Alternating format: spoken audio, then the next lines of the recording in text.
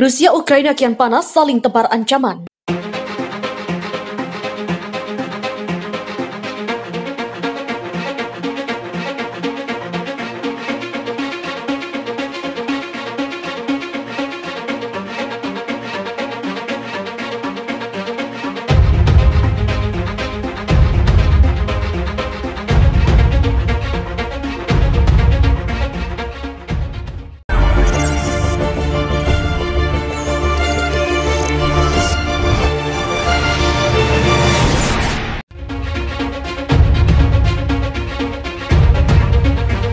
Memanasnya hubungan Rusia dan Ukraina belum menampakkan tanda akan reda. Amerika Serikat dan negara barat harap-harap cemas jika Rusia menginvasi Ukraina. Terbaru adalah Rusia melancarkan ancaman balik. Wakil Menteri Luar Negeri Sergei Ryabkov mengatakan Rusia akan menembakkan nuklir jarak menengah ke Eropa. Ancaman itu diungkapkan sebagai tanggapan atas rencana Pakta Pertahanan Atlantik Utara atau NATO melakukan hal yang sama pada Rusia. Dilansir dari Reuters pada Selasa, Ryabkov mengatakan Rusia dipaksa bertindak jika Barat menolak untuk bergabung dalam moratorium kekuatan nuklir jarak menengah di Eropa. INF adalah bagian dari paket jaminan keamanan untuk meredakan krisis di Ukraina. Sebelum Rusia menebar ancaman, Ukraina menyatakan membutuhkan senjata nuklir yang kuat untuk melawan Rusia. Menurut Kepala Dinas Keamanan Igor Shmeshko, senjata nuklir dibutuhkan karena negara-negara Barat kurang mendukung Ukraina. Jika memiliki persenjataan atom terbesar ketiga, senjata nuklir, pasukan lebih dari 1 juta orang, serta penembak penerbangan yang kuat dan strategis, pihaknya bisa melakukan tanpa negara-negara Barat. Dalam pertemuan yang digelar di Inggris 11 Desember lalu, negara-negara G7 yang terdiri dari Amerika Serikat, Inggris, Prancis, Italia, Jerman, Jepang, dan Kanada kompak membentuk front persaudaraan persatuan melawan agresi Rusia terhadap Ukraina. Ukraina berada di pusat krisis dalam hubungan Timur Barat. Rusia disebut mengumpulkan puluhan ribu tentara dalam persiapan invasi militer yang berskala besar.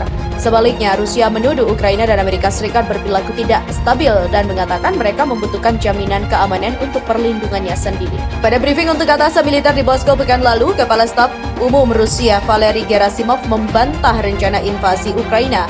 Latihan militer di Rusia boleh dilakukan tanpa harus pemberitahuan ke pihak manapun. Informasi yang tersebar di media dugaan invasi Rusia ke Ukraina adalah bohong, katanya. Namun dia memperingatkan jika Ukraina mencoba merebut kembali Donbas, maka Rusia akan menghentikannya.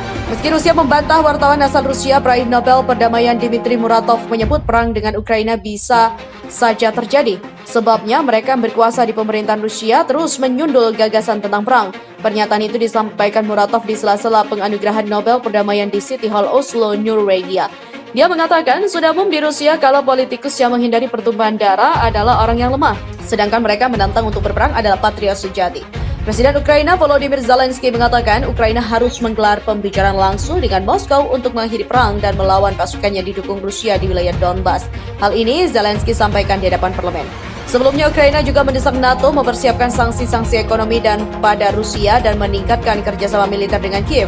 Langkah itu diusulkan sebagai cara untuk mencegah Kremlin menggelar serangan baru usai menumpuk pasukan di perbatasan dekat Ukraina.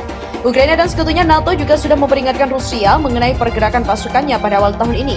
Langkah Moskow juga memicu kekhawatiran pecah konflik antara dua negara tetangga di timur Ukraina. Rusia menuduh perilaku Ukraina dan Amerika Serikat memicu destabilisasi dan menyatakan pembicaraan terbaru mengenai serangan Rusia sebagai hasutan dan juga kebohongan.